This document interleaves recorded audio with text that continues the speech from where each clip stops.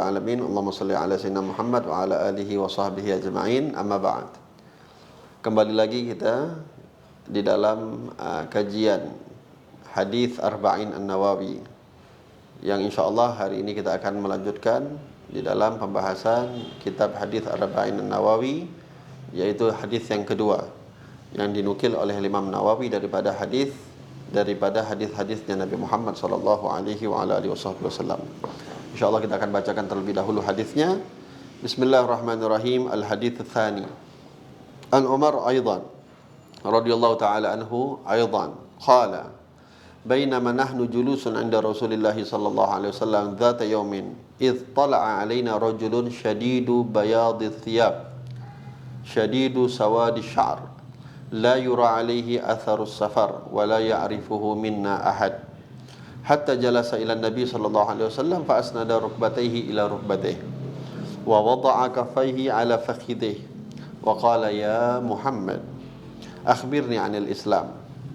Faqala Rasulullah sallallahu alaihi wasallam al-Islam an tashhada an la ilaha illallah wa anna Muhammadar Rasulullah wa tuqima shalah wa tu'tiya zakah wa tasuma ramadan wa tahujjal baita in istata'ta ilaihi sabila. Qala sadaqta fa'ajibna lahu yas'aluhu wa yusaddiquhu. Qala fa akhbirni 'anil iman. Qala an tu'mina billah wa malaikatihi wa kutubihi wa rusulihi wal yawmil akhiri wa tu'mina bil qadri khairihi wa syarrihi. Qala sadaqta. Qala fa akhbirni 'anil ihsan. Qala an ta'budallah ka'annaka tarahu fa illam takun tarahu fa innahu yaraka. Qala fa akhbirni 'anis sa'ah. Qala mal mas'ul anha bi'a'la minas sa'il. Qala fa akhbirni an amaratiha. Qala an talidal amatu rabbataha wa antara al-hufata ar-ru'ata al-'alata ri'a asyah yatatawwaluna fil bunyan thumma intalaqa falabathum maliyan thumma qala li sallallahu alaihi wasallam ya Umar atadri man sa'il qultu Allah wa rasuluhu a'lam. Qala fa innahu Jibril atakum yu'allimukum dinakum, rawahu Muslim. Hadis yang kedua yang dinukilkan oleh Imam Nawawi di dalam kitab ini, hadis yang sama masih diriwayatkan oleh Sayyidina Umar bin Al-Khattab radhiyallahu taala anhu. Beliau menceritakan ada satu kisah di dalam hadis yang cukup panjang ini tentang bagaimana Nabi sallallahu alaihi wasallam didatangi oleh seseorang ketika mereka sedang duduk dengan Nabi Muhammad, para sahabat. Datang seseorang menghadap kepada Nabi Muhammad sallallahu alaihi wasallam, yang mana orang tersebut disifati oleh Sayyidina Umar bin Khattab rajulun syadidu bayadis thiyab, orang yang bajunya putih bersih, sangat putih. Syadidu sawadi sya'r, begitu juga rambutnya sangat mengkilau, hitam. La yura alaihi atharus safar, tidak nampak daripada orang tersebut bekas-bekas orang tersebut baru melakukan perjalanan yang jauh. Wala ya'rifuhu minna ahad, dan tidak ada juga yang di antara kami yang mengenal kepada orang tersebut. Hatta jalasa ila Nabi sallallahu alaihi wasallam, sampai orang itu mendatangi Nabi Muhammad, fa asnada rukbatayhi ila rukbatayhi, maka orang tersebut menempelkan kedua lututnya kepada kedua lututnya Nabi Muhammad sallallahu alaihi wasallam. Wa wada'a kaffaihi ala fakhidhihi, dan dia meletakkan orang tersebut kedua telapak tangannya di atas pahanya Nabi Muhammad sallallahu alaihi wasallam. Wa qala, lalu beliau mengatakan, ya Muhammad, wahai Nabi Muhammad, akhbirni 'anil Islam, kabarkan kepadaku tentang agama Islam. Lalu dijawab oleh Nabi Muhammad sallallahu alaihi wasallam, al-Islam an tashhada an la ilaha illallah wa anna Muhammadar Rasulullah. Islam itu adalah engkau mengucapkan syahadat bahwasanya tiada Tuhan selain Allah dan bahwasanya Muhammad Rasulullah. Lalu yang kedua, wa tuqimas shalah, engkau mendirikan salat, wa tu'tiyaz zakah, engkau menunaikan zakat, wa tasuma ramadan, engkau berpuasa di bulan Ramadan, wa tahujjal baita in istata'ta ilaihi sabila, dan engkau melakukan ibadah haji ke Baitullah apabila engkau mampu mengerjakan perjalanannya. Lalu setelah dijelaskan oleh Nabi, orang yang bertanya ini mengatakan sadaqta, engkau benar. Sayyidina Umar mengatakan fa'ajibna lahu, Maka kami heran kepada orang ini. Yas'aluhu wa yusaddiquhu. Dia yang bertanya, dia pula yang membenarkan. Lalu disambung lagi pertanyaan yang kedua. Orang tersebut bertanya kepada Nabi Muhammad, qala fa akhbirni anil iman. Beritakan kepadaku tentang apa itu iman.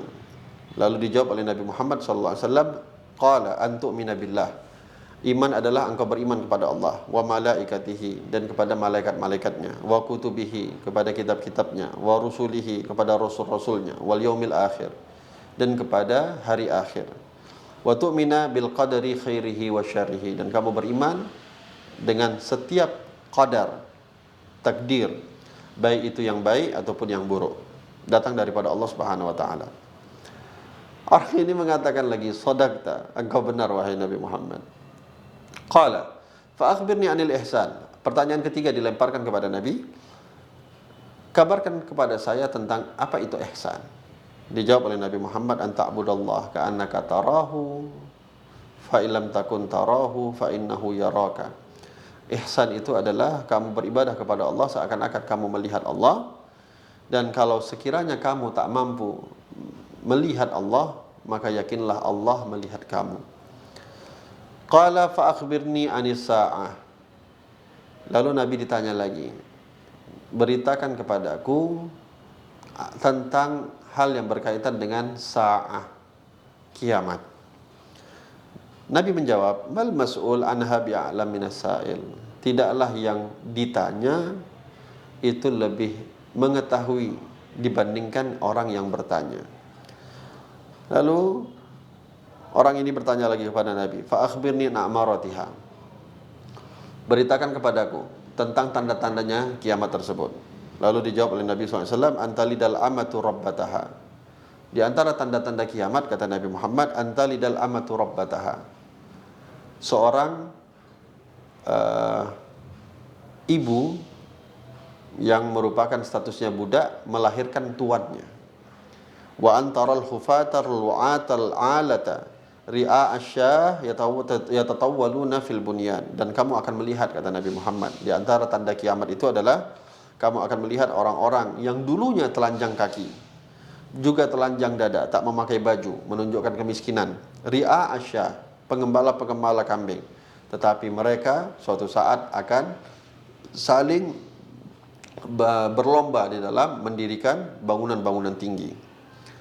Setelah beberapa pertanyaan tersebut, thumman talak, pergilah orang itu. Falabithtu maliyan, maka kami semua dalam keadaan heran. Thumma qala li sallallahu alaihi wasallam, lalu Nabi Muhammad menghampiri kami dan bertanya kepada kami, ya Umar, atadri manis sa'il? Wahai Umar, tahukah kamu siapa yang bertanya tadi? Lalu aku mengatakan, Sayyidina Umar, Allah wa rasuluhu a'lam. Allah dan Rasulnya yang lebih mengetahui. Lalu Nabi mengatakan, qala fa innahu Jibril atakum yu'allimukum dinakum. Yang datang tadi adalah malaikat Jibril. Dia datang untuk mengajari kepada kalian tentang perkara-perkara agama kalian. Hadis ini diriwayatkan oleh Al-Imam Al-Muslim. Di awal, hadirin, sahabat dermawan sekalian, bagaimana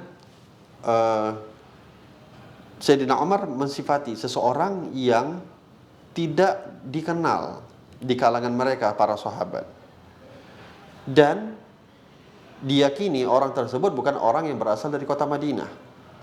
Tetapi tidak ada satupun di antara mereka yang juga melihat bahwasanya orang ini yang datang ini adalah orang yang baru saja melakukan perjalanan yang jauh. Artinya tak ada nampak apapun. Ya, dulu kan kita tahu perjalanan yang jauh itu adalah orang kalau pergi kemana-mana naik unta, naik kuda, atau jalan kaki. Tidak dilihat ada kendaraan, unta tidak ada, kuda tidak ada, dia jalan kaki.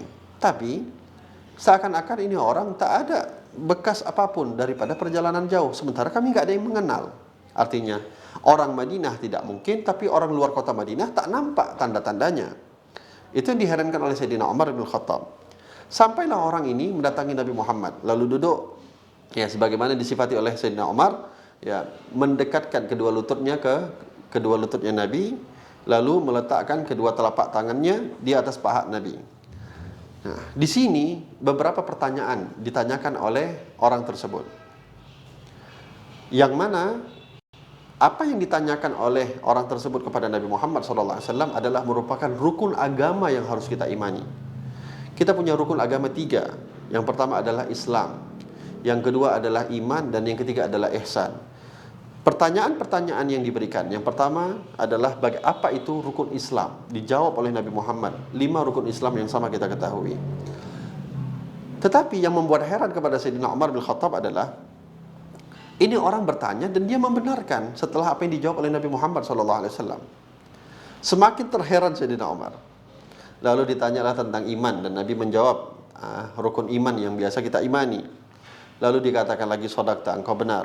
Ditanya lagi kepada Nabi tentang apa itu ihsan. Ya, dijawab oleh Nabi, engkau beribadah kepada Allah seakan-akan engkau melihat Allah. Kalau tak mampu, ya yakinlah Allah senantiasa melihat engkau. Ini adalah maratib atau kedudukan yang paling tertinggi. Lalu pertanyaan keempat ditanyakan kepada Nabi Muhammad SAW. Fa akhbirni anis sa'ah.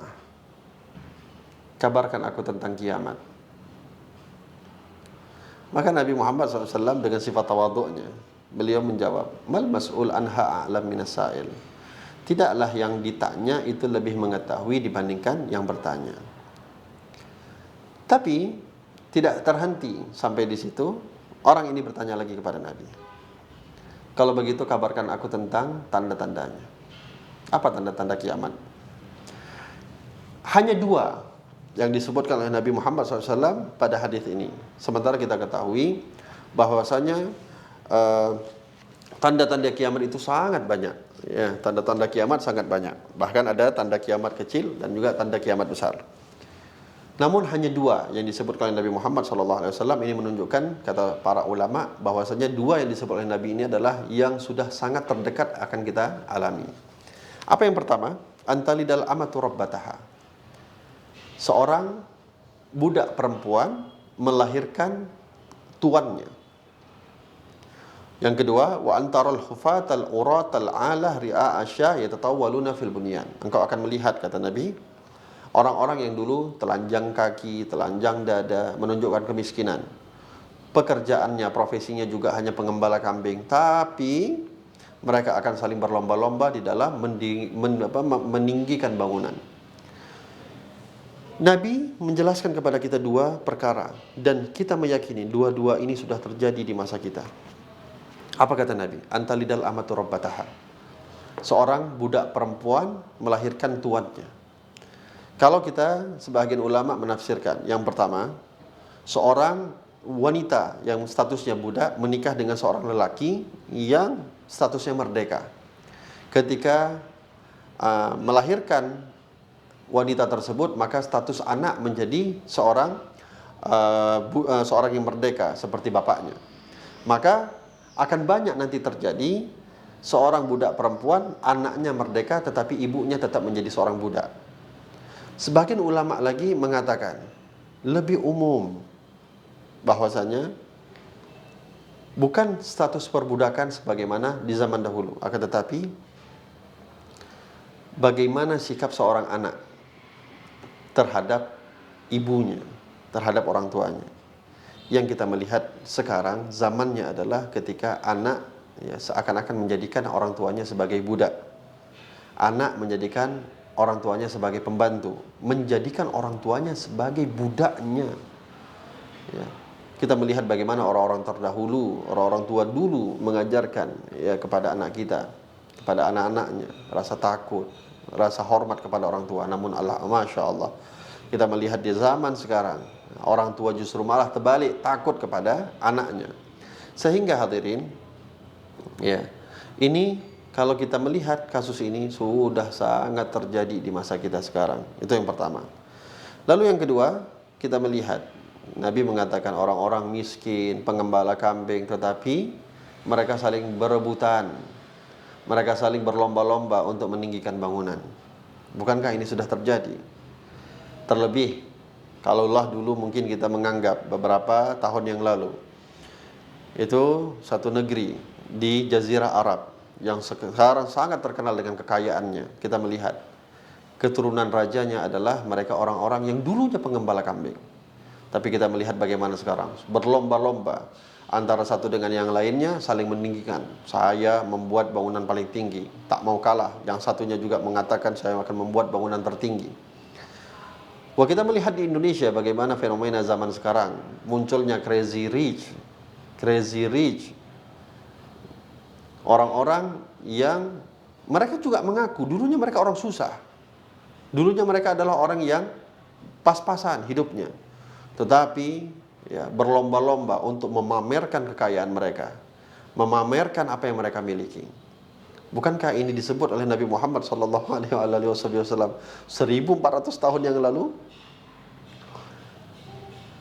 Dan banyak lagi di antara tanda-tanda kiamat yang lain. Ya, di antaranya para ulama membagi dua tanda kiamat, yaitu tanda kiamat kecil dan tanda kiamat besar. Di sini disebutkan beberapa, di antaranya adalah ya, ilmu akan dicabut oleh Allah. Tanda kiamat kecil, ilmu dicabut oleh Allah dengan banyaknya para ulama yang meninggal. Banyaknya para ulama yang dicabut nyawanya oleh Allah Subhanahu wa taala.